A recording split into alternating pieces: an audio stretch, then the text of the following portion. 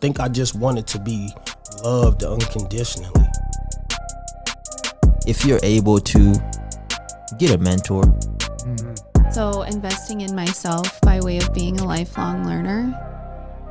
Being high value is a lot of unnecessary things every day.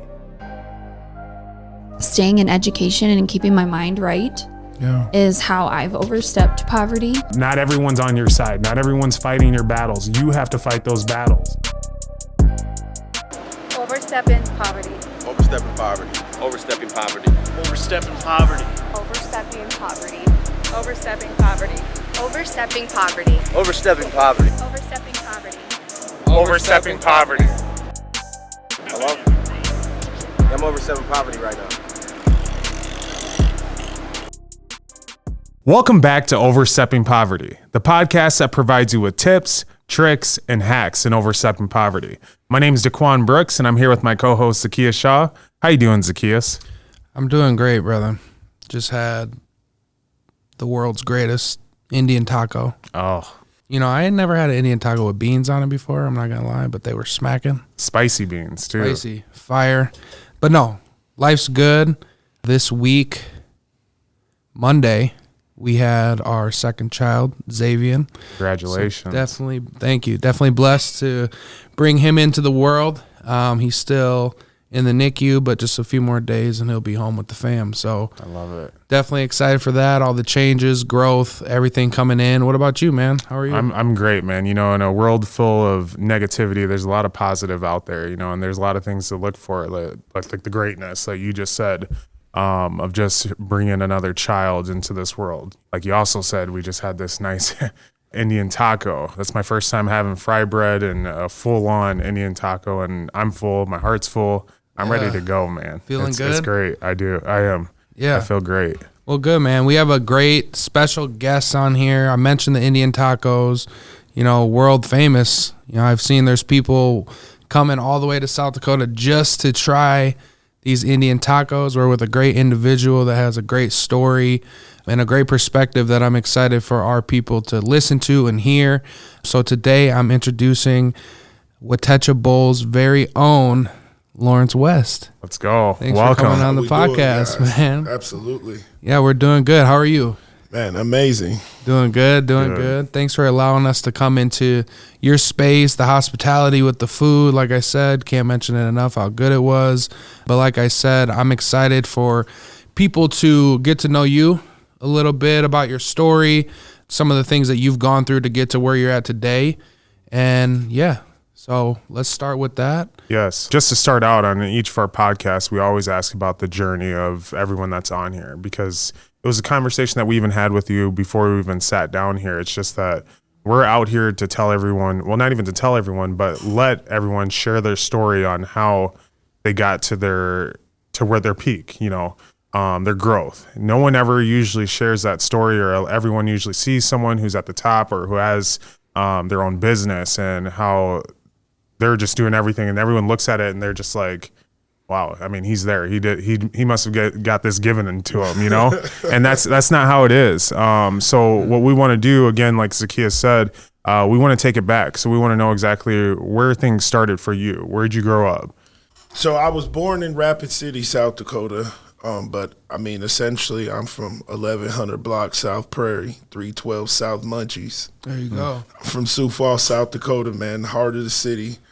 I grew up a few blocks away from where I operate my business at. You know? Mm-hmm. Yeah, that's amazing. Very nice. Tell me about kind of your family's history. You mentioned along your bloodline, you have very important people that have come from your bloodline.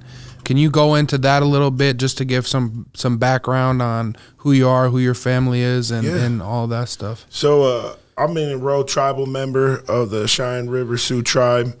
We're from old school Cherry Creek, Mini Koshu, the people by the water. My grandmother, Mert, was born in the mid-1920s on the prairie, you know. And okay. I mean, we can trace our family lineage back for 250 years and a little bit farther just with continued research now. But, I mean, our roots, my family's from here, you know. Yeah. Like we're South Dakota born and bred. Right. And, and I mean, we're South Dakota, bro. It really doesn't get too much more South Dakota than that. You know, I mean, I didn't particularly grow up on the reservation. Okay. But we did grow up with these teachings. You know, I speak Lakota, I sing Indian, ceremony. This way of life is very relevant to why I do exactly what I do. Right. Mm-hmm. And obviously we're sitting in Watecha Bowl here. This isn't where it all started for you, though, right? I know I've read a article on you, and this wasn't something you ever really thought about doing until within the last few years. Yeah. But that entrepreneur spirit has always been there for you, it seems, right? Yeah. Before all of this, where did that entrepreneur spirit come from? Drug dealing. Okay. Yeah. Talk about that. That's real. I mean, realistically, I mean, as real as it gets, that's where it comes from, you know, like that's before I ever was who I am today. I had to be who I was, you know, growing up through the ages. And I mean, there's just so much in my life that I could talk about from my earliest memory until where I am now today. And it's kind of like, there's just not enough time. You know what I mean? But essentially, like, I've always been a hustler, bro. Like, I that's just in my nature. I don't know. Ever since I was a little kid, I used to, like, get money from my auntie and stuff, you know, and it was like, as a little kid, you can't go to the store, you can't spend it, so you really got the money. But whenever the times I did was old enough to get to go to the store, and it was kind of like I could buy whatever I want because I had this little savings, you know, and it was like 100 pennies to me wasn't the same as 100 pennies to another kid. Sure. Because I got that teaching inside of the house, you know, and it just happened through life that, you know, that's where I chose to take my love for money, you know. Right. But absolutely, I mean, I've always been a hustler, you know, and it just happened to turn out that way, that when I decided to change my life, that was the thing that stayed with me, was that hustle gene, bro. Yeah, which is important. I think it's important that you talk about, you know, where that comes from with it, you know, being drug dealing, because there's a lot of people that relate to that. And it's not something that people always just come out and say, but I've always felt that if you can be a drug dealer and you have product, you're selling it, I mean, you're running a business. Yeah. And so a lot of those same principles apply to anything else that you would sell. So there's a lot of skills that people might look down on somebody who's in that position where they are needing to sell drugs. I mean, there's a lot of skills there that translate to many different aspects. But like with me, I don't have a business degree, bro. Right. You know, I'm not a trained chef. Like, I'm a hustler. Right. You know, I got to where I'm at based off of grit. And I wake up every day, bro, and I don't fear failure. I go out, you know, looking to run into shit head first so that I can learn, so that I can get the keys and the knowledge. And it's like, where I've been in my life now, my network, the people that I touch on the day-to-day is so large that my failure and my headbutt in the wall is instrumental, you know, to the success of a network of people, you know. Right. And it's like, I have no obligation to their network and they have no obligation to mine. I just love them and they love me. Yeah. And I love to share my knowledge so that whatever the individuals around me are doing, they grow from that, you know. That's dope. Absolutely. I love that. You know, we talk about growth, and it's such a pivotal thing that we should speak on, because with you just mentioning drug dealing, I mean, there's a lot of people who go through a journey and they don't ever want to actually reflect on exactly the growth that they had in that journey. So for you to come out and say that, I think that is very powerful. Yeah. Because like you said, it's teaching you. It taught you quite a few things. It taught you to build a business. I mean, and not just with Watecha Bowl, but you had many other businesses that you're actually providing here as well, you know, with your merchandise on that. So there's a path that everyone has to take, you know, and so everyone needs to take some time once they do make it, like you have, take some time and really reflect and teach others. I mean, exactly that. You're going to have to go through some things, some struggles. You're going to have to really find yourself to really become the person you're going to be today. And that's the thing, is that people don't understand that's the part of the journey where they skip, like, and they want to play the victim. And I never wanted to lay down and play the victim. I got to where I'm at in life right now because people closed the doors on me, and I expect them to close the doors on me because what have I ever done in my life for anybody to take me seriously? You know what I mean? Like, my journey is crazy, bro. Like, I grew up in the system, you know, and when I was 18 years old, I went to the penitentiary for, I ended up shooting 2 people over behind the old Lallabellas on 12th and Grange. And I was 18 years old, bro, and they gave me 30 years and 2 months.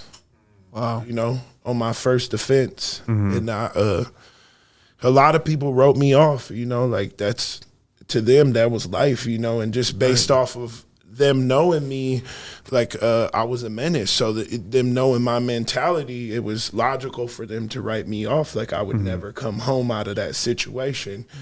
And at the end of the day, by that time, bro, by the time they had sentenced me, I had done 12 man years of incarceration from March 1996 until, you know, August of 2004. You know, I started going to juvenile prison when I was 8 years old. You know, like I was, you know, I had been through the system. That was just what they did with Native kids back in the day. You know, they didn't believe in rehabilitation. Like on paper we were equal, but to them I was still a savage, you know, like if that's, you know, and they threw me away, you know, like, and when I had caught my number, bro, like people expected to write me off. They were hopeful that was the rest of my journey, you know, and knowing that going in to that situation, I could have, you know, and this is the thing that I tell people all the time. Any situation when you wake up every day, bro, can go either way. You're not fucking guaranteed to go to bed the same way that you woke up that day. You're not guaranteed to have the same amount of money. You're not guaranteed for your wife, your children, nobody to be there, bro. Anything can go both ways every second of every day, you know. And I had this knowledge, bro. And I went into this situation and I was faced with this journey, and I could have became a monster because I had the juice, bro. I'm a real OG in the game. I walked away from the game. I didn't see the obligation in killing my people. But if you mention my name now, you will see the reach that I had built in the gang culture, in the drug culture, in the things that were instrumental, all of the things that I work on healing now, you know, like I didn't just wake up one day like, yo, I want to go out and I want to help these gang members and these drug dealers and I want to reach out to these people. Like, fuck no, bro. Like, this is devastation. This is residual from shit that I caused. And so now my mission in life is to be 100% to heal these people, to touch these people, to reach out to these people and show them, like, yo, you can do this, you know. Like, but the main thing, to go back to your point, was like I had to find out who I was when I was inside that cell, bro. Like I had to break myself down to a molecular level and understand that the things that I believed that were solid weren't solid. You know, the people and the things around me and the things that I invest my time in my journey. And I had to come to a point where I had to make a decision. Am I a gangster?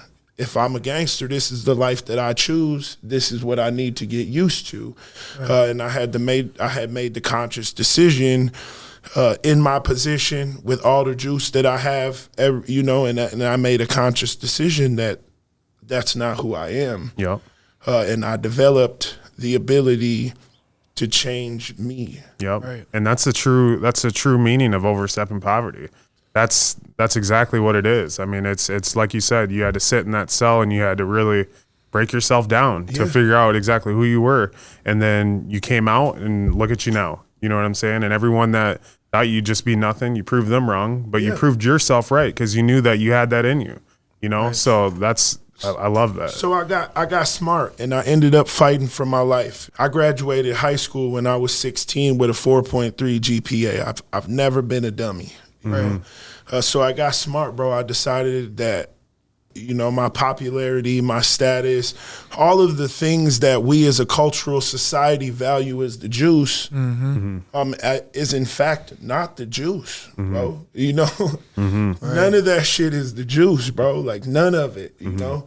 And I had to get really, really real about that and develop who I wanted to be, man. Right. Like I had to become who I wanted to be, even in that scenario, you know, and that added a ton more stress. I have a question, just because I know I've had some cousins that went into the penitentiary who came out, and I felt like when they did come out, they felt that they had nothing. That, of course, the world turned their back on them. They say as far as when you go into the penitentiary and you come out that they're trying to rehabilitate you, but they don't ever set you up with programs to truly do so and follow up with you on that. What can you tell for people who are in the penitentiary and are coming out and are looking for options, you know, are looking for that next step to really do something with their life? Because there's one thing that I always see is there's a lot of businesses, they don't want you to become a CEO in their business if you've spent 10 years in prison for something, you know what I'm saying? So they turn their backs on you. So what can you tell them? You know, what's a good route? What's the first step to take? Like a lot of people ask that question, bro. And I told y'all from the jump, my ideology about how the world works is very different. Right. You know what I mean? Success is a mindset, bro. Like you have to be an animal, you know, you have to be a hunter.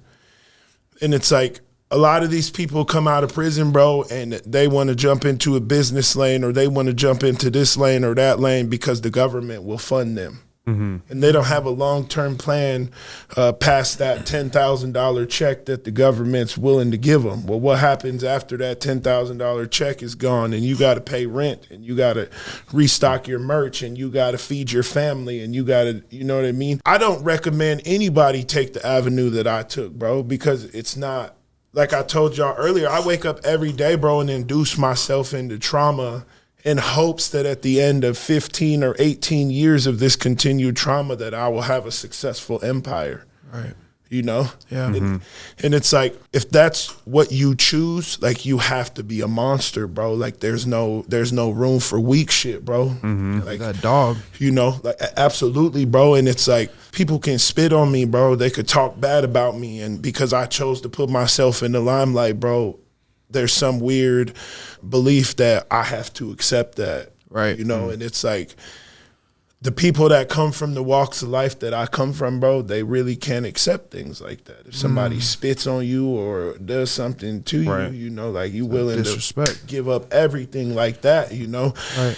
And if you're not willing, bro, like this hunger, this drive, bro, it comes from within, because every day I wake up and I'm faced with the same decisions. I could go out my front door and I could buy as much drugs as I want to, and I could be a drug dealer, or I can just take my ass to the grocery store, spend my couple $100 and go to my business and operate my business and do good for my community. It's not like some magical force came into my life and bam, I'm changed. Like this is, you know, this is your life now, man. Here you go. Yep. Like every day I'm still faced with the same shit. I'm still out here in the same city, surrounded by the same people, associated with the same things. I just choose to be that driving light because that representation wasn't there for my people. And if not, why not me? Exactly. Man, I can take the licks, bro. Yep. I can take the dirty looks. I can take the shit talking. I've been through that. It's nothing. Why not me? Why wouldn't I be standing there shielding all of my people, bro? My lane is huge. I'm walking down the street like this, bro, with 100,000 people behind me, whether they like me or not. Right. Why not me? But that's my personal choice. I wake up every day and I choose that to do the right thing, bro. In order to move forward, they have to have that mental capacity to, that's the life that they want. A lot of people see what we have and they say, hey, I want that. But then as soon as they come up to your face and say, hey, bro, I want to have what you have. Yep. When you pack this up, you go home and you go back to work. Yeah. When you're done working at home, you pack it up and you go meet your bro and y'all put it together, bro, and then you market it and you put it out. What did they do when they left that conversation? They went and chilled. Right. Hung out. Packed it up. Video games. Exactly. You know what I'm saying? Whatever, nothing that was actually going to help them continue to move forward. And you're right. So many people, they forget. I mean, like when it comes to being successful, there's times where you're not getting any sleep. Yeah. There's times where, I mean, I go to work and this is a hobby to me, but it's also a job to me. It's both, you know, but I also have another job and I work 10, 12-hour days. I come back here and I'm working on this. Yeah. And so it's that stuff that people don't see that you have to have that hunger. You have to have that dog. Like you have to lose some sleep. You have to give up some things to be successful. Absolutely. You know, so I definitely. Whether the money comes in or not, bro, whether the customers come in or not, my lights are on, my doors are open every day of the week, bro. Mm-hmm. Right. I know that I have the foresight to know that at the first of every month, $10,000 is coming out of my bank account, whether I have it or not. Mm-hmm. You know what I mean? People just need to be realistic about what they want, bro. You know, and it's like, and when you're out in the world, people move too fast. You move too fast, you know? Like if you get a job right now and you making $18.50 an hour plus benefits and your boy calls you and say, hey, you can make $19.25 over here, but the benefits ain't that good. You see the benefit in that 75 cents. Mm-hmm. You know what I mean? And it's like people move way too fast, bro. Like there's times the money don't come in. Man. Sometimes I'm rich, sometimes I'm poor, but no matter what, I'm always working, bro. Yeah. Always working. I think you said a lot there that I'm just kind of thinking about, and I want to go back a little bit to when you were, you know, sitting in that cell thinking to yourself on who you are and who you've been and who you wanted to be. What made you decide this though? Because you didn't have the representation that I think is important for people to see, especially nowadays. So what made you do the right thing, quote unquote, as opposed to reverting back to that? So like the main factor, like obviously like outside of my wife, I've been with my wife for 21 years. We've been together since we was 13 years old. Wow.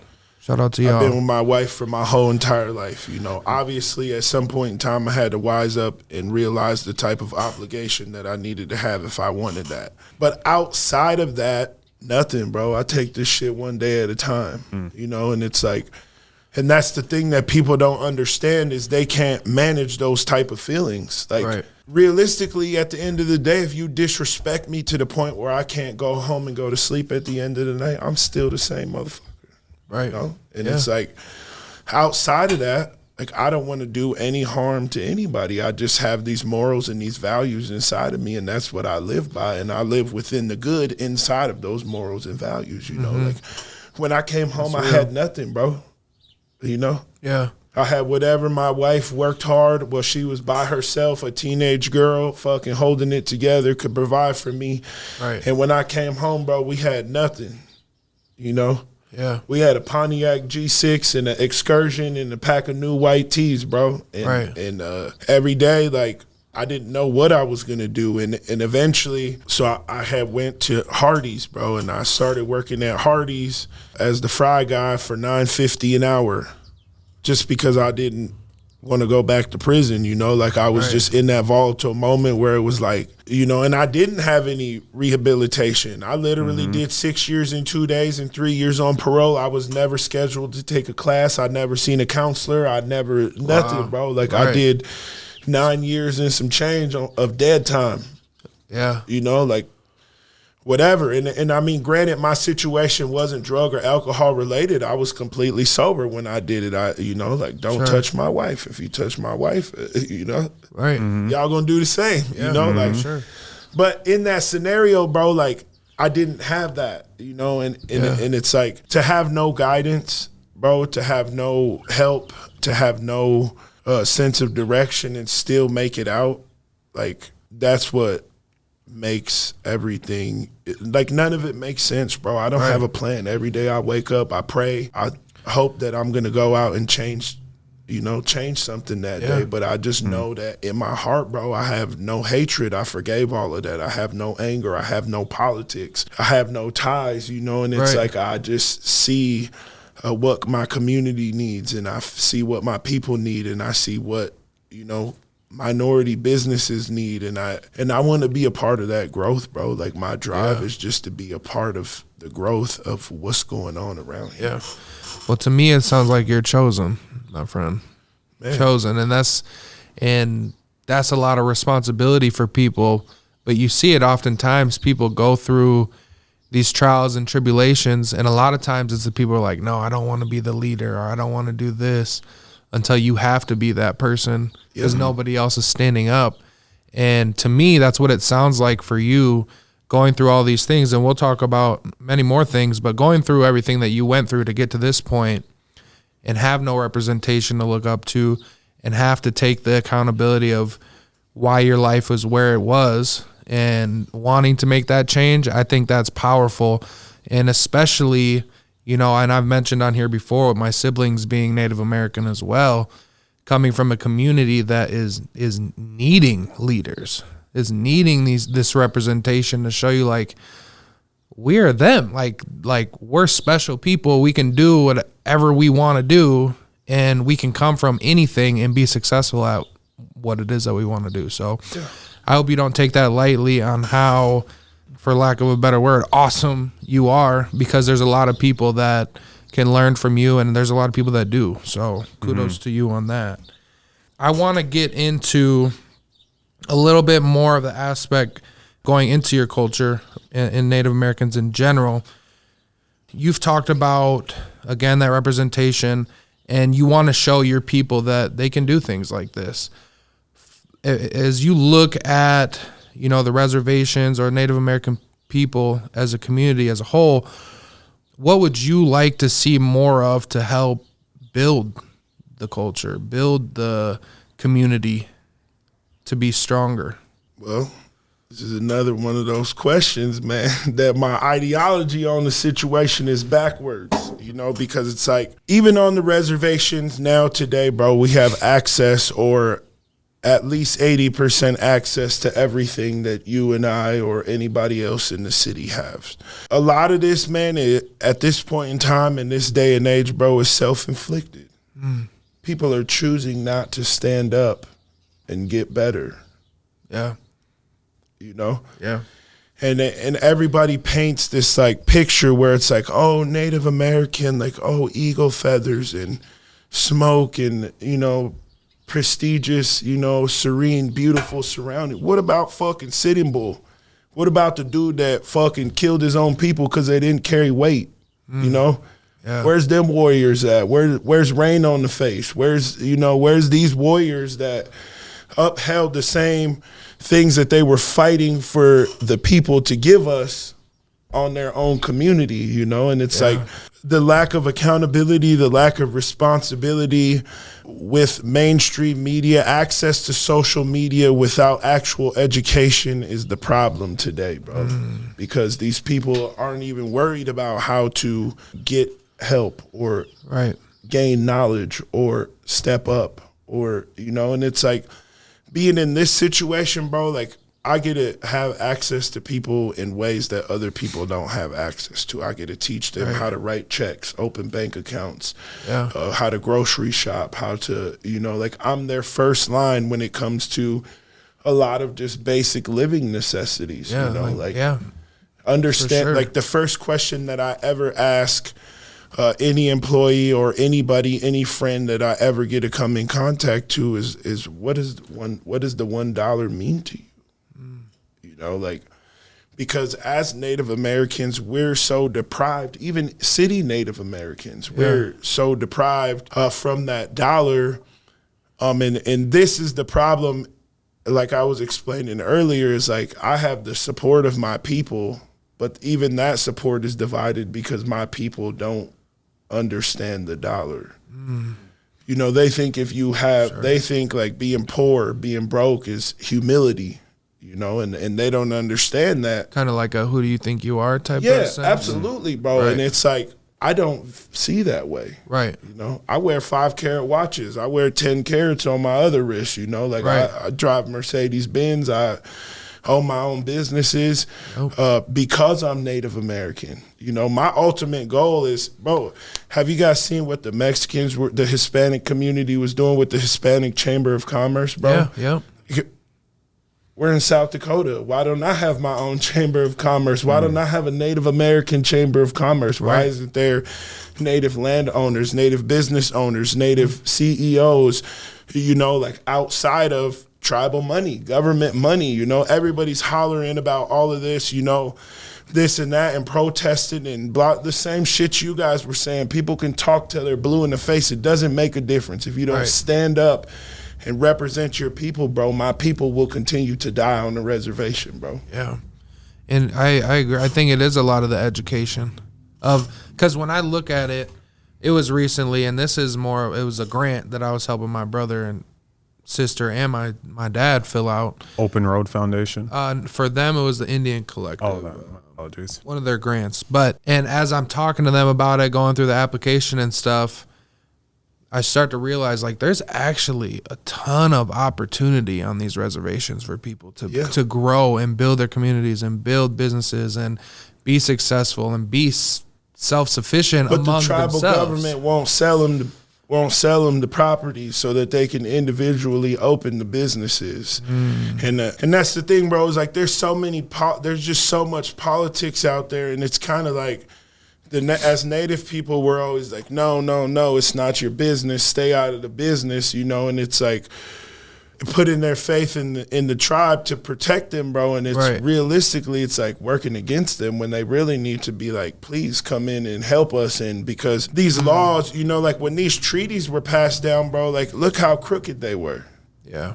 The BIA got the same treaties. They got their people to agree to these treaties, you know. Like the BIA was founded because they were government liaisons to the people, bro. Okay. And people are not realizing that if I'm with the people, I'm not a fucking government liaison. Right. I'm with the people. Fuck the government, bro. Like, you know, and it's like, it's real. For hundreds of years, bro, our people been holding our own people back, bro. And I represent the change. I represent the independent money. Right. I could do the same shit the tribe does. Right. I could fund the same shit the government does. I can give out the same grants. I can fund the same programs. I got a network of like-minded people that are standing behind me, all Native, all got cake, bro. Right. You know, and it's like we're building a new revolution. We're representing a new revolution of people, and it has nothing to do with anything other than overcoming poverty, bro. Overstepping poverty, baby. That's real. You know? Yes. No, I love that. I feel that revolution coming. I see it. It's been needed for a long time, so I feel like it's only a matter of time. And thanks for sharing that info on that, because like I said, I see the opportunity for people, but it's the education. We got to get the people educated on finances, money, and thinking for themselves instead of, you talked about it a little bit earlier, but the victim mentality of a lot of people, it's like nobody is coming to save you, bro. Exactly. And a lot of these people, like, I am proud of them for getting out there and jumping into business, but they're jumping in the way, you know, like they're like, you know, file for a grant. By the next time I need more money, hopefully the next grant comes through. Never thinking, what if that grant doesn't come through? Right. Then what are you going to do? Yep. Just going to pack it up and go away until you get the next grant? Like, you have to fucking believe in something. You have to stand on something, bro. Like, there's been so many businesses that come, bro, and they're dog and pony shows. They come and go, you know, like, at the end of the day, there's real Native American businesses out here, and we're just now showing our face. In 10 years, in 20 years, I'm working with a franchise company in Florida and in North Carolina, bro. Inside of 10 years, I put 200 Watecha Bowls all over the country, bro. Like, like this ain't no game for me, bro. And 4 years ago, I had no idea what I was doing. I literally woke up, was pressing some T-shirts, walking around the block outside and talking to myself and my business partner, who I had no idea. I mean, I kind of knew who he was through Residual, and I made him like 6 T-shirts for his plumbing business, you know. And he like pulled up on me, you know, and I was like outside just walking around the block, just frustrated, you know, bills were due, you know, life is happening, you know, like I'm fucking working my ass off every day, you know, things aren't coming together. He pulled up like, what are you doing? You know, like, why are you walking around talking to yourself? And I was like, man, I'm having a team meeting, bro. Right. You know, like, you know, I'm out here shooting in the gym, you know? And he was like, well, you want to share your thoughts, you know? And I was like, not really, you know, like, you know, and it's like, at this time, I'm just still out here grinding, you know, taking the licks, having a chip on my shoulder because it's just me, you know, people still talking bad about me. They don't see the value in my vision, you know, and this, you know, random dude just, you know, kind of casually pulls up, bro. We get to shooting the shit and, you know, we go our separate ways. You know, I go back to my business. I go back to work or whatever. He pulls off. I don't think nothing of it, bro. Nothing at all. And like probably 10 days later, fucking pulls up right out front because my business was still in here, you know. Like I just build it up and develop it. And he pulls right up, you know, and he's like, come jump in the truck, you know. And I jumped in the truck and he was like, hey, man, he's like, I found a food truck. And I just kind of like checked him out, you know, and it was like, and all my life, nobody fucking believed in me, you know, nobody gave a shit about me. They didn't care if my wife, you know, like me and my wife have been homeless in recent history, you know, like sharing a bag of chips to survive. And, you know, like this shit is real, you know, I'm just a real ass guy out here, you know. Right. And that nobody ever believed in me. And my boy pulled up and he was like, he's like, we're going to go get it, you know? And I was like, cool. Yeah. You know? And that's kind of where it all happened at, you know? That's so crazy. That's so crazy. It is, because that's what you said. I mean, when we came in here, you said I had $400 in my pocket. And I had this one little side. Yeah. And we continued to walk through the business, and you were like, I built that on my own. I built that with my own hands. Built that, the whole kitchen. Everything. You know, you added on to this. And again, the growth is so powerful for that. But that's you. That's everything that you did. That everything that you had to invest in yourself on that. And a lot of people don't want to do that. They don't want to invest in themselves. They want things given to them. Like you said, the grants. Because they're afraid of what people are going to say. At the end of the day, if somebody walks in right now and says my business looks shitty, well, they wasn't in here 5 years ago when there was an 8-foot crater in the hole and no sheetrock on the wall. And I was in here with the windows boarded up, pressing 2,000 T-shirts a week, thinking about what my next move is, you know? And it's like, I did everything in here, the carpet, the sheetrock, the tile, all the stainless steel. I built this whole place with my hands, bro. The bathrooms, everything that you see, what it is, bro, I did the work myself. I got the dust on me, you know? Right. Everything, bro. That's powerful, man. My girl and me and my brother and, you know, the people that give a fuck. They're not obligated to. It's just these are people that came along the way, bro, and they believe in what I'm doing. I love it. Even though I started off alone in this journey with no direction, bro, like the people that I've met along the way, bro, give me direction, bro. Can you shout some of those people out? Absolutely. So before I do that, so like in the past 7 years, as I've been a business, I've bought, opened, started, pioneered, operated over 17 businesses. Okay.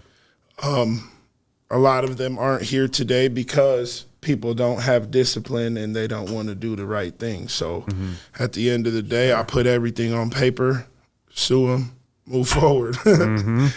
But yeah, so most recently, man, like C. Savant Egg Rolls. Yeah. Dope guy, awesome Fire dude. food. Absolutely. Came into my place last year when he was getting out of his sneaker store situation. And he was like, hey, my boy over in Minnesota said that you were sick and you were thinking about closing down your place. And he was like, I'm looking for a job. He was like, I'm willing to do anything. He was like, the people really believe in your place. He was like, so I'm coming here. And he was like, I'll work for whatever. He was like, but I want to help you keep your place open. Yeah, that's dope. Before this, I've never seen the dude before a day in my life, you know? And it resonated with me, man. And I'm kind of like, I'm equal opportunity, but I do it in my own way, you know, like this here is for the native people. So as long as I don't have native people working in here, I'll be in here working myself. Right. But anybody that's ever asked me for an opportunity has received one, whether it costed me or my wife or my whatever, bro. Like I've went out of my way. Yeah. I've lost a lot of money, a lot of time, a lot of sleep, you know. But I didn't want to leave him out where he was because he came to me. He didn't know me. Right. You know, and he was like, I'm willing to do whatever. So I had called him back and I was like, you know, I was like, hey, bro, come in, you know, like I want to talk to you, you know. And I was like, obviously, if you're willing to work in the kitchen, you cook. What do you cook? Why don't you bring it with you also? You know? That's fire. So he brought it in, you know, and I was just eating the egg rolls and we were just sitting there chopping it up and I was just writing things on the paper, you know, just dialoguing like how we are. Right. And I was like, well, what about your own food business? You know, and he was like, you know, I thought about it. He's like, I wanted to do it, you know, blah, blah, blah. And I was like, well, I gave him this piece of paper, you know, and it was like at the bottom of it, you know, it had everything that he needed to do, serve safe, yada, yada, yada, everything to get to the point of where he needed to be. I'm an individual business owner, you know. Right. Like I said, this was probably the 16th or 17th business that I've invested in. At this time, I'm tired, I'm burnt out. At the bottom of the list, it said, bring me $5,000 for my time and investment, energy, anything after this conversation. Gave him the list. He went away. I didn't think nothing of it. 12 days later, dude walks in, slides an envelope on the table, turns around, walks out. He was serious about it. Yeah. Hit me up. He's like, yo, I got to take my test, you know, yada, yada, yada. So from the very first day that I met him, it took 11 weeks to have him fully functioning. So, wow. And a lot of these times that I'm investing, bro, like the people, the minorities that I'm investing in come from the same walk of life that I come in, and they're in this situation with zero money. Yep. You know? Yeah. I invest food trucks, cars, you know. I go in marketing, you know, all of that. And people don't understand. They think, oh, this guy's sharing a Facebook post. That's not nothing. Hey, bro, I reach 6 million people a month just on Facebook. That's crazy. Yeah. If I tell people to buy something or if I tell people that a product is solid, they're going to do that. And I know that I have that. That's why I remain integral. And I'm very, very picky about what I sign on to, you know. So these people that I'm going out of my way to help, and I believe in you.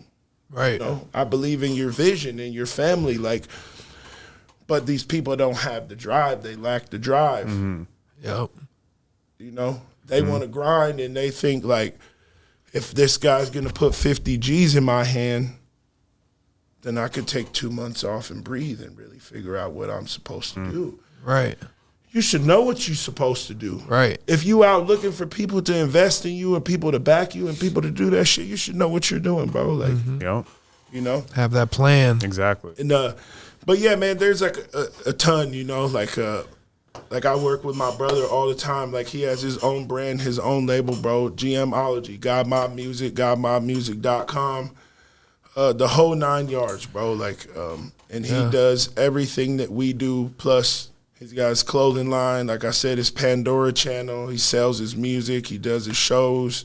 Yeah, you know, everything, bro. Like we're just out here grinding, you know, like making a way. Absolutely. Yeah. No, that's dope. It takes that.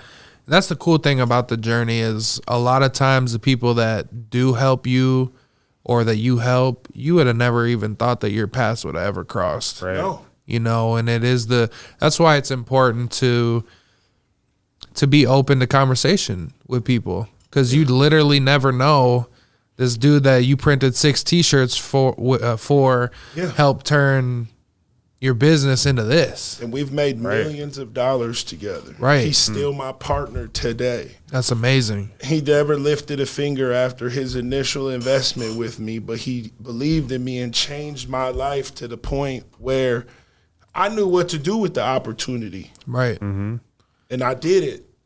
Yeah. You know what I mean? And it's like, ever since that very first day that he gave me that opportunity, I've been changing people's lives. Right. You know, like this shit is bigger than me, bro. Like for sure. Watecha Bowl's bigger than me, you know? Like I'm working with the business, this new business coming up around here in Sioux Falls. It's called the Sanao Kid Smoked Meats. Okay. He smokes meats, pre-packages them, and then you can buy them cold. Ribs, tips, brisket, whatever, anything. Yeah. But he came in and granted, I've never met the dude before he walked in the front door of my business and reached his hand out to shake my hand. Right. You know, and he's like, well, why are you helping me? He's like, why do you want to help me? And I said, I don't. Realistically, I don't, bro. But it's like if that's what I'm doing today, bro, then I guess that's what I'm supposed to be doing today, bro. Do you see something in him, though, that makes you want to help? Is it the drive, or what would you say? It's that hustle, bro, like that hustle, you know, and it's like he has a viable business, you know, that I have knowledge in, and I know that his business can make money if he structures it properly, sure. You know, and it's like I'm willing to help anybody that has the actual knowledge and ability and respect level to come in and understand what my time equals. Right. You know, because facts. And that's what people don't understand is like they grew up with me. They see me on the street, so they can't correlate time and value evaluation. I've grown. They haven't grown. Yeah. You know, and it's like my face call is worth, you know, $275 an hour plus whatever I'm doing there. If you see me somewhere, I'm paid to be there. I don't hang out. I don't go nowhere for free no more. Like, right. But that's because I developed that. Right. Know?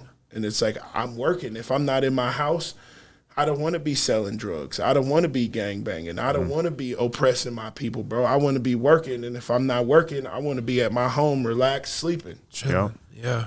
You know? Yeah. Right. Out the way. Absolutely. You know? Yep. And it's like that after coming out and helping people and getting beat down. So, bro, I've lost whole food trucks, you know, businesses. I own a bar and casino 39 minutes from here, 12,000 square feet of commercial real estate, sitting there empty. And I got 20 friends a year telling me that they want to go out and get it themselves. But no, I don't want to make food. I don't want to sell liquor. I don't want to operate a business. Well, bro, Watecha Bowl's big, but that's not it for me. Right. Me and my wife have the conversation every day, like, bro, what are we going to do when we grow up? Facts. You know? That's a good question to ask. Right. Regardless of how old you are.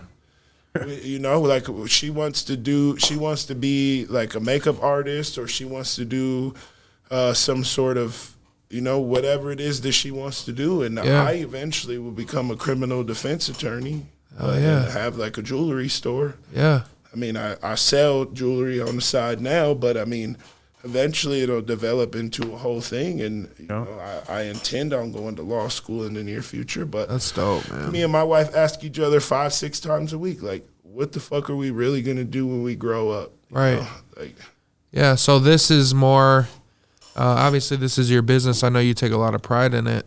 But there's still more. There's more ahead. There should always be something we're striving for. It's in me, bro. Like, I can't explain it. It's the hustle. It's like, this is going to be here, and eventually I'm going to franchise it, okay? But I'm not a sit-still type of guy. So, yeah, I might have 200 franchises, and then I got to go around and train them. And what about when all that shit's done? Right. I'm just going to go home and sit around and wait. Nah, man, like... I'm going to be not doing done. something else. I'm going to be investing in whatever my wife wants to invest in. I'm going to be investing in whatever I want to invest in. Right. Developing in the communities and, you know, like making sure that people have experiences that I didn't have, bro, because at the end of the day, that's what it's about for me. Right. I was a poor native kid from downtown Sioux Falls, bro. Like, outside of what I've created for myself, bro, nobody's looking to give me shit, bro. Right.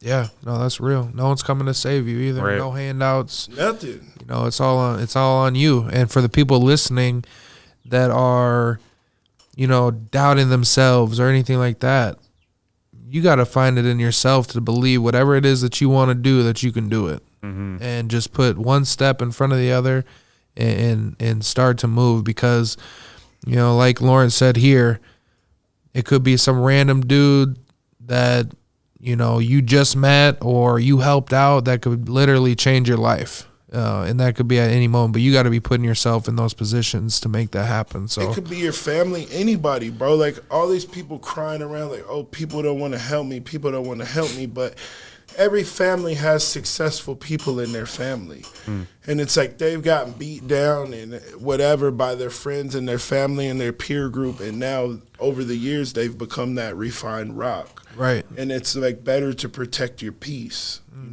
After 7 years of this, bro, like, that's why I sit quiet. People don't get my real opinion. Right. I'll laugh with you all day, but I protect my peace. I give my energy where I receive energy from. And it's like there was a time where I wanted to be a part of everything and I wanted to help everybody. And that was the time that I started losing a lot of money and I had a lot of the headaches and the health problems. And I'm blessed, bro, to be standing here debt-free, still surviving, with my brand, still reaching the globe. Hell yeah. Yeah. That's dope, man. Oh, I appreciate you sharing all that. And we're actually going to take a step into our next part of our episode here. But before we do that, I do just have one question to ask you. And that's, what does overstepping poverty mean to you?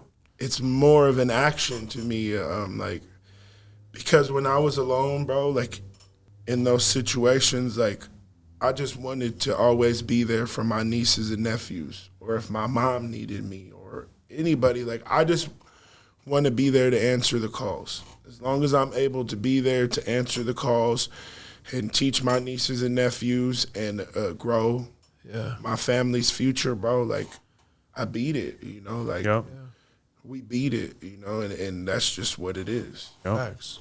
Absolutely. So let's move into our next part of our episode here. This is actually what we call a roundtable. This is where you can actually ask us questions that you've had on the mind. I know we've had you on the hot seat. Yeah. It's time for us to be on the hot seat here. How can you relate, though? How can I relate? Yeah. To each stories of everyone that's been on the podcast, or can you elaborate? Yeah, like in general, how do you relate to these people? Because obviously it's like you guys probably have submissions or people hitting you up, and it's like you got to weed through that and understand, like, this is what I want my viewers to be hearing. Sure. Mm-hmm. But something inside of you mentally is going to be like, I resonate with that. Absolutely. What is that drives you? I mean, how I really relate with everyone that we have on here, including yourself, is the strive to be better every single day. Like you said, you wake up and you don't truly know. Like, one, you're blessed to wake up, period. Because there's so many things that are going against you. But you wake up and you don't truly know what you need to do. But when you do wake up, you know that you got to get up, you got to get your shoes on, your clothes on, shower, whatever, and you go outside that house, and now it's game mode. It's no sitting around. It's no sitting around hanging out saying, oh man, I wish something could just come to me. I wish that $1 million would just be given to me. No, you got to get that. And every single person that we have on, they have that same mentality. And then when they do go and they get something and they're where they're at, it's never done. They're doing something else, And so that's where I relate, because that's as I've grown up, I've seen a lot of people have things that I didn't have. So it's not just it's things there, but I've seen a lot of people have time that I've always wanted in my life, and that's freedom of time. And so that's what I'm working towards, because everyone says the American dream, come here and work. That's not the American dream. The American dream is freedom of time. Yeah. You know what I'm saying? When I can leave somewhere and I know that there's still money coming in, but I can go do this with my family. If my kid has a basketball game, I don't have to sit and ask for time off at work to go to their basketball. You know what I'm saying? I can just leave. So that's my relation. That's where I can really connect with everyone that's on, because every single person, I mean, they're powerful. Humans are powerful, period. Yeah. But if you don't tap into that power, I mean, then you're gonna be sitting there wondering, well, why did this happen to me? Because you didn't do anything. Yeah. So that's how I relate.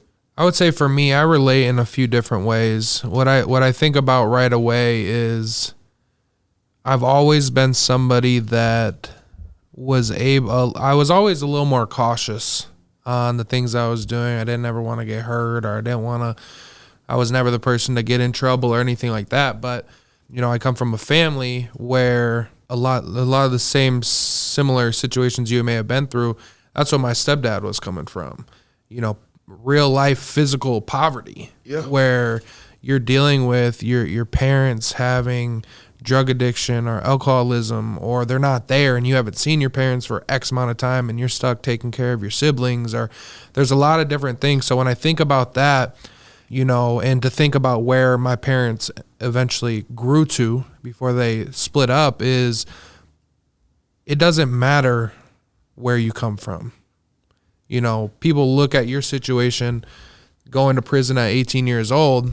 Like you said, people are already writing you off, like completely off. Like they may have even forgot that you'd even be out here doing something like this. Is just blows their mind, right? So I truly believe that it's not about where you come from. Those experiences definitely mold you in a way, but at the same time, we have to get out of that victim mentality. You know, it's so easy for people to say, you know, my life was hard, I did this, my parents did this, yada, yada, yada, but what are you doing now?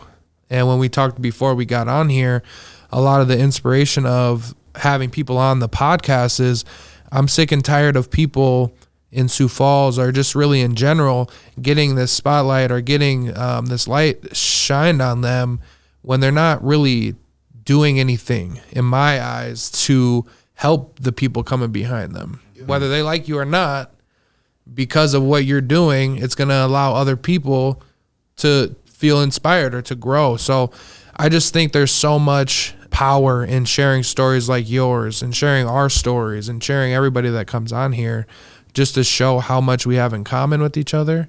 But at the same time, show people that it really doesn't matter whether you come from poverty, physical poverty, or you come from a wealthy family. At the end of the day, you got decisions to make. Mm-hmm. And that voice in your head is one of the most cruel people you'll ever meet. So, and I think we all deal with that. So I relay in that aspect. And then with your story, I just relay with the entrepreneur side of things. You know, growing up, my dad was a drug dealer. So I had a different perspective. Yeah. My dad's a drug dealer. My grandma on my mom's side, she's a judge. So I'm in between two different lives, you know, completely different lives. And I didn't even know if my grandma knew that my dad was selling drugs or not. I knew, but I was also taught, like, family business is family business. We don't talk about this outside the house. And so to see those things and to understand that type of lifestyle, it's not for everybody, for sure. And it's definitely not something you want to be doing for the rest of your life, because you won't be around for a long time, I feel like. So yeah, there's a lot that I can relate to with your story just based off of those experiences. But at the end of the day, you know, people just got to have that dog. You got to have that dog. When I coach football, I want dogs. Yeah. You know, when I'm trying to hang out with people, I want dogs. Like, I don't want to sit here. Before we started this, we both stopped playing video games. Like, for me, that was when my first son was born, I stopped playing video games and realized, damn, like, I've been wasting a lot of time. Yeah. Like, a lot of time. So just kind of self-analyzing, get back to that like you did in the cell, just kind of break yourself down. And who are you? Because most people don't know who they are. They're going to know. They're going to know. They got to. It's like, in my situation, like, even you guys coming in as black minority business owners, whether you wanted to sell tutus or make a podcast or sell fruit, you guys have a space. There's a space for black business owners. Mm-hmm. As a Native American, I have nothing. Yeah, I don't have a Facebook group. I don't have a collective in the city. You know, I don't have nothing, bro. Like, so, like, I'm trying to pioneer all of those things. Yeah, absolutely. As you should. I think it's crazy. Before we got on, when we were driving over here, I was asking him if he ever had an Indian taco. He said no.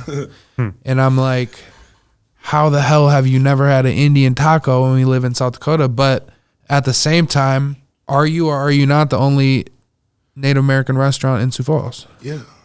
So how is that? I'm the only Lakota food restaurant in the United States of America. That's insane to me, right? So it's like you absolutely are a pioneer. And when I say, I see these opportunities on these reservations, it's not because it's the reservation. It's because the people, the resilient people that have value, that have skills to provide to the world. And I think it's an issue that you are the only Lakota restaurant in the United States. Bro, it's people that are on the reservation right now that got 4 or 5 college degrees, master's degrees, and they sit around and collect government benefits because you don't have to pay bills on the reservation and shit, It's a trap. It's a trap. They get all their schooling paid for, go there, education. They got master's degrees, associate's degrees, bachelor's degrees. Some people got in their wall, just go in the kitchen. They got 6, 7 degrees. Like, yo, what do you do? Like, raise these kids. You know? Like, yeah. That's like, crazy. Do you know what I could do with you over here? Like, just come over here, Right. They're like, well, I don't want to leave the reservation. It's too hard to survive in the world and blah, blah, blah. And that goes back to that they don't understand the value of money. Like, on the reservation, it might take you 2 months to make $1,000. But if you come with me to the city, I'm going to make you a couple $1,000 every day. Right. That's a whole mindset shift. It is. And that's exactly what this podcast is for, because now someone's going to see this, and we always say visual representation, and they're going to hear your story, and they're going to be like, man, I look like him. I've gone through the same things that he's gone through. I can do it. I can do it. And it's all just hearing that from someone else that looks like you that did do it, So, and that's what excites me, because every single time we leave something, we leave a podcast and a conversation with someone, not only do I take the value, but I know that when I drop this episode, a ton of other people are going to also take that value with them as well. So sure. Yeah, that's a good question. And yes. My other question for you guys is, being in the situation and just being who you guys are, coming from your individual backgrounds, and choosing, to step out into the limelight, because what a lot of people don't understand is when you choose to go and do this, your whole life is exposed, and it has to be. People feel they have opinions. So how do you guys prepare for that? Like, how do you shield your family from that? Or how do you, I've got a strong exterior, and even going into this, and I was speaking with my wife about it, just because we're kind of two opposite people. She'd rather just sit at home, hang out, kind of hang by herself sometimes. Where me, I love to be around people.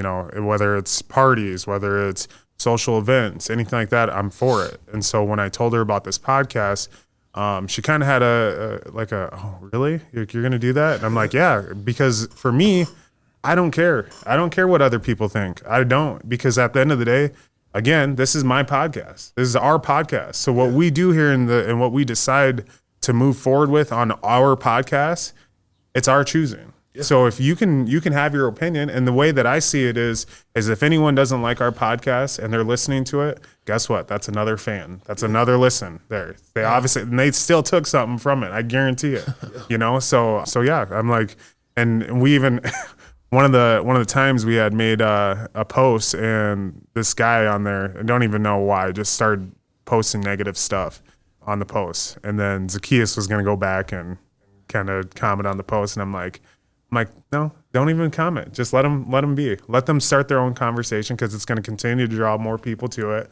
And then you know what they're going to have to do, because when they really want to figure it out, they're going to have to listen. And then when they listen, then they're going to be like, damn, they were actually saying some smart stuff. Like they were actually giving out information to people that I probably should be listening to, rather than spending time being a keyboard warrior, saying what I have to say behind the keyboard, but not even listening. And I'm probably doing the exact opposites, of everything that they're saying here. So, but yeah, I just have a tough exterior, and I just don't care what people think. I don't at all. So, and I think that's what you have to be. You have to move like that, So I think for me, you're right.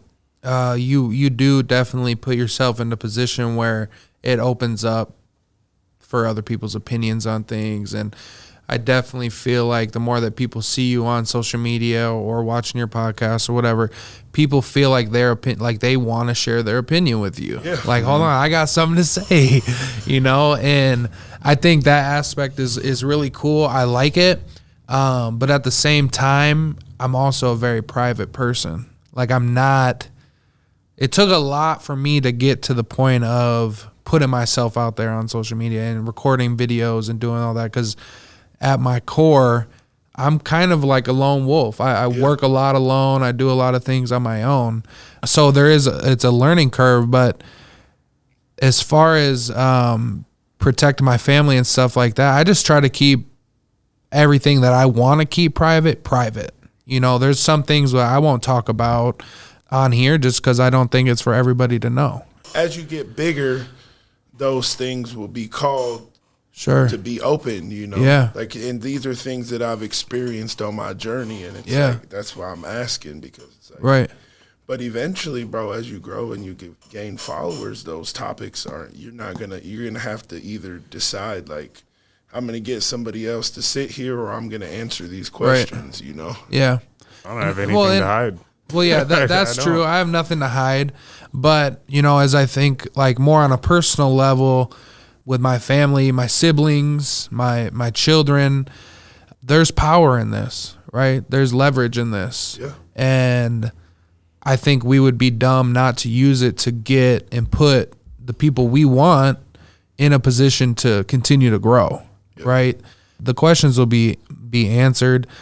Like Quan said, we have nothing really to hide, but it is tough. It is tough when people want to pry in or feel like they have an opinion or that their opinion is truth, because it's not always truth. And there's people that will say things about you. Like, there's people who will comment, like Quan's talking about. I wanted to respond because I'm like, what is this dude even talking about? Like, has he even listened to anything that we've been talking about? Yeah, I'm not good at not responding, bro. Right. That's what I mean. I'm sure y'all seen it on the internet. Well, People yeah. I don't care. If you have an opinion, I can have an opinion. Right. Absolutely. If I work my ass off and I pay my bills, and and this is what I tell people all the time, you can have whatever opinion you want to have.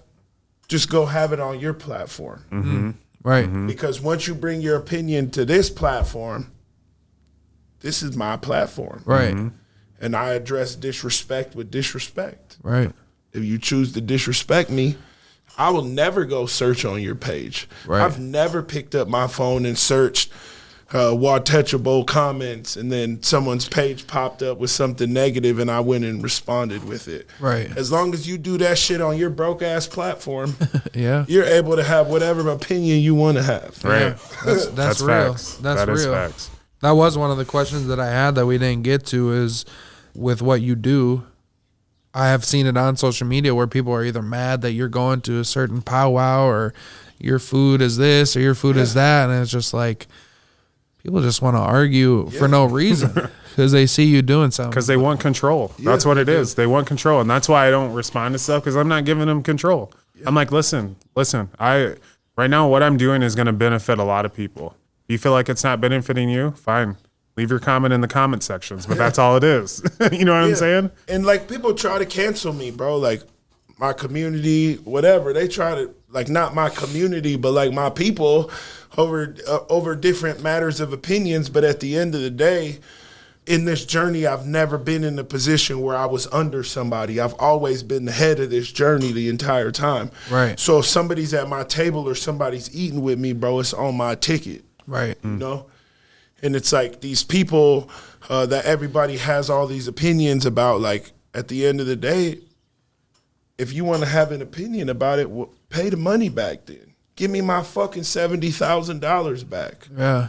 Because regardless of how you feel about the situation, you weren't involved in it in the first place, you know? Like, right. And that's kind of like, this is kind of the thing with me, bro, is why I have that energy, why I have that charge, is I was that kid that grew up in the system. Right. So all of these people that are out here saying they're advocating, they're liaison, and they're doing this, they're doing that. Motherfucker, I did 18 years in the system, and not one single individual thing that you did made that time more comfortable for me or made me feel more inclusive or made me feel any sort of fucking type of way. So now that I'm out here and I'm in a position and I got the juice and the city sees what I got going on, those same people that ain't really doing shit know that they can't come over here because they can't spit that game at me. Like, what do you mean you guys are fucking out here making a difference for this group or that group? Or I was that group. I was that person. And those efforts, that money never got to those people. None of that shit, bro. Like, and so it's kind of like people want to work with me, but some people know that they can't work with me. Like, I'm old school Sioux Falls. Everybody in this city that's moving and shaking knows my family, bro. We're from here. They know us in some sort of capacity, whether it be good or bad. So this journey, this lane that I'm hashing out, bro, this is old school Sioux Falls, bro. I'm not an outsider, bro. This shit, this shit runs deeper than me. And it's like, what I'm accomplishing will be accomplished, whether I'm pushing mountains or I chisel that bitch down and I'm kicking a stone. Whatever I'm moving will move eventually, bro. And I've showed it time and time again, bro. I've been down, did 10, back round, rich again, bro. You know, like I do this, bro. Like, this is what I do. And I want other people to do this. I want a network of people. That's why I invest in these people. In 10 years from now, I want to own this neighborhood. But if I don't have that type of capital or I don't have that network, I can't do that.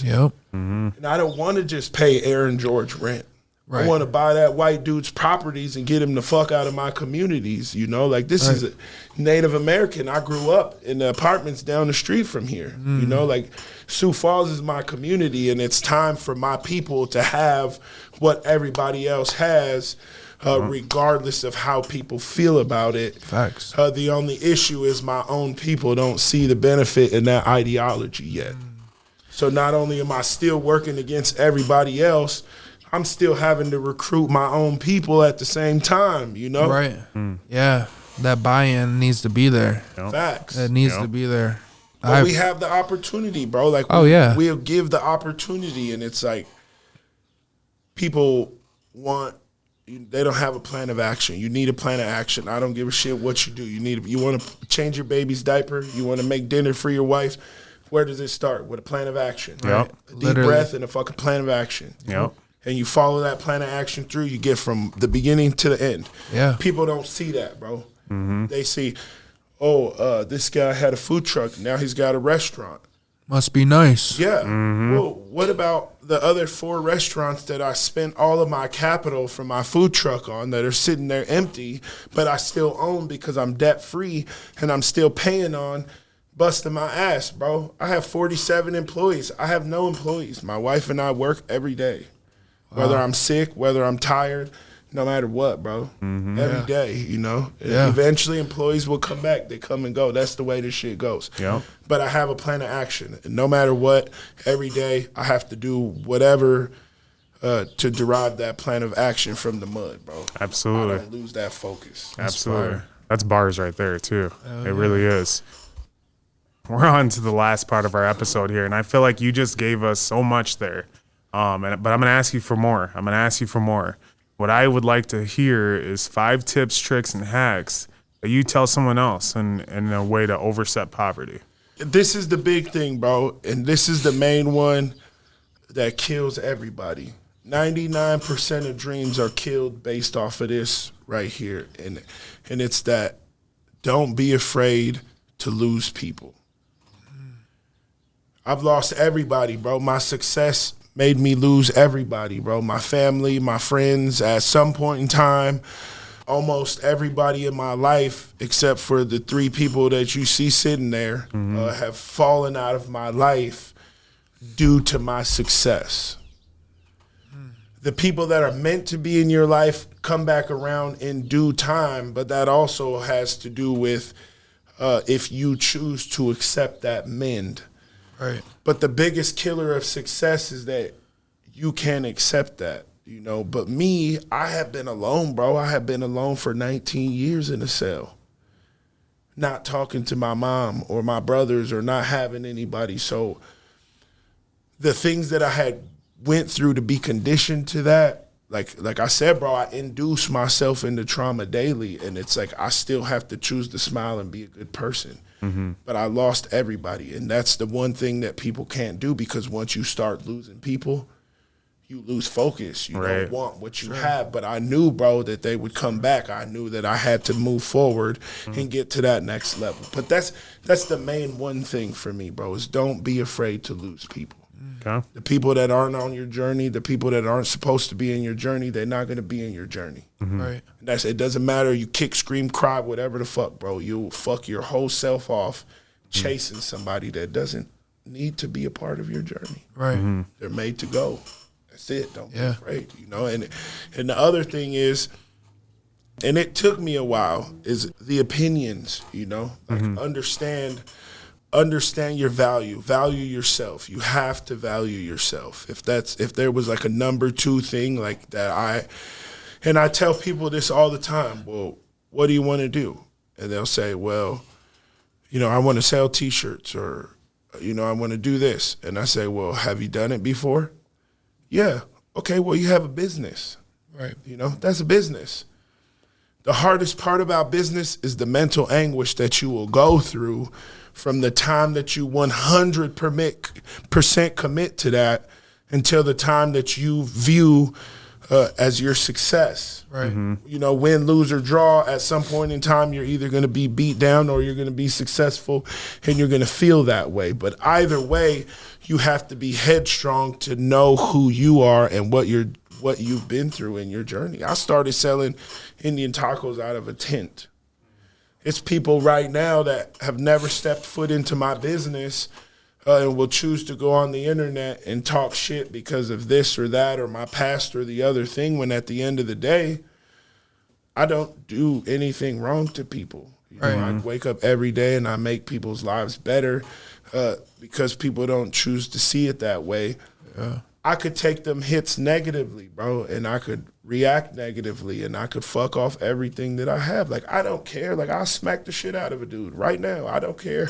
Right. You know, but I have to have that self-control. I have to have that mental stability. Like, I knew what I was getting into when I signed up for this, you know. I knew they was going to talk about me. Right. You know, like, first of all, I'm a man cooking fry bread, you know. Right. You know, traditionally for years and years, it's been a woman thing or whatever, you know. But at the end of the day, in my mind, all I seen was my culture was being misrepresented. There's no fucking representation. Right. So as a person, I never expected Watecha Bowl to be what it is today, bro. I literally thought I would make a couple extra G's a year, put in a food truck out front. 2 weeks later, bro, my mom calls me like, hey, go to the store, get a newspaper. I go to the newspaper. I'm like, there ain't shit in there. She's like, no, you need to get a USA Today. So I'm like, oh, okay. You know, I'm not thinking shit of it. Nobody knows who I am. I'm just another fucking native dude, you know, doing my hustle, printing my T-shirts, right? Making my Indian tacos. Boom. Front page spread, the USA Today Business Journal. Got my face on there with the food truck, bro. Changed the game for me, bro. Jeez. Wow. You know, but had I not had the ability to have that mental focus, bro, everything would have fallen apart just based off of how fast things moved. Right. You know, in my past and the things that I had went through, again, and this is the key, I knew how to use the tools that I had developed.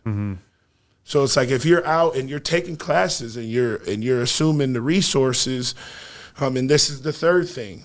If you're out investing, the second you put money into something, you should be getting money back out of that something. If you got a wife and you got kids and you fucking take $50 each and go buy something, and you still work a regular job and you still work a regular job, this shit is a hobby. You're taking from your family. Right. So your main objective is, if I'm going to put money in it, I need to take money out of it. So if you're out gaining resources, utilize those resources on the things that you intend to use them on. Right. People are so squirrely, you know. They like, I want to go to school to learn this. And then they get into school and they hear everybody else's ideas. Now they want to fucking do everything else. Right. Go to school, learn what you're learning, apply it to your plan and work that plan. Move forward with it. Yep. Right. Full steam ahead, you know? That's good. The fourth thing to me would just be like, breathe, you know? And honestly, man, it's like, I don't get time to breathe anymore. But again, it always comes down to that. I developed those tools. And a lot of the times it's like when people get in a situation and it's like, and granted, man, like my wife is A100, bro. If it's no money in the bank account, my wife ain't never nagged me, man. She ain't never bitched at me, like never nothing, bro. Like whatever, it is what it is. We in this together. She knew what it was when she signed up for it. I knew what it was when I signed up for it, you know? Right. And it's like times get hard, bro.